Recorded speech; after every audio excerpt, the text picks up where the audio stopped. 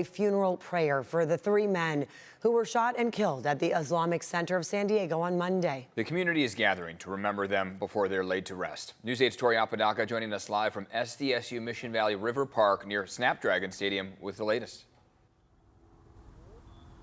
Yeah, I can tell you that the mood out here is somber. There are hundreds, possibly even thousands of people who have showed up for this funeral prayer service. Just moments ago, the hearse did arrive here, but we will not be showing you that just out of respect as this community comes together to remember those three men who they are calling martyrs. What's going to be happening out here is what's called the Janazah prayer. And what that entails is reciting the opening chapter of the Quran. Following that, they will pray for the families of the three men who lost their lives, and then they will remember them well. After all of this prayer service out here, they then will go to National City to have a proper burial for those men. And I can tell you, just over these past hours, I have been talking with many of the people who knew each of them well. We've been learning more and more about all of them over the past few days. One story that stuck with me in particular was about Mansour Kazia. He's one of the victims. He was a store clerk at the Islamic Center of San Diego. Here is what someone we caught up with before the service had to say. He would bring us into the store and let us take whatever we wanted for free, you know.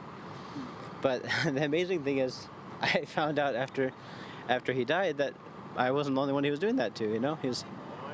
Everybody was saying the same story. They should be remembered for the years and years and years of service that they provided to us and to this mosque and to the entire world. These three people raised generations of Muslims who are doing amazing things now. Yeah, that was something very impactful hearing from that young woman, just that each of these men, they were fathers, they were husbands, they had their own kids who have now gone on to do different professions within communities even beyond San Diego. And you can see those photos of them again, their names: Mansour Kazia, he ran the store at the mosque. Amin Abdullah, he was a security guard who we know made that critical phone call to tell the children and staff inside to shelter in place. And then Nadir Awad, his wife was a teacher at that school, and he lived across the street and ran to the gunfire once he started hearing those shots ringing out, ultimately losing his life. And now back out here, you can see as just more people are pouring into this service that's going to be getting started any moment now. We initially were going to be able to bring you that live stream of it, but out of respect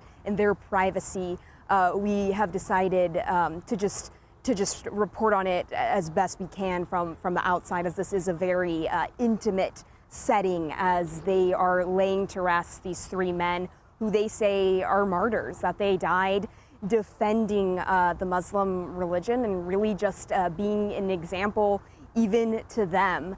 And I'm sure as the hours and days to come, we will continue to hear more of those stories told, and just the importance for them and their faith to be able to lay them to rest just days after all of this tragedy unfolded at the Islamic Center of San Diego. But definitely a mood of emotion, somber, but at the same time, unity and compassion as just more and more people from this community pour in. And we, of course, here at News 8 will continue to bring you more updates on all of this as we learn it. For now, reporting in San Diego, Tori Apodaca.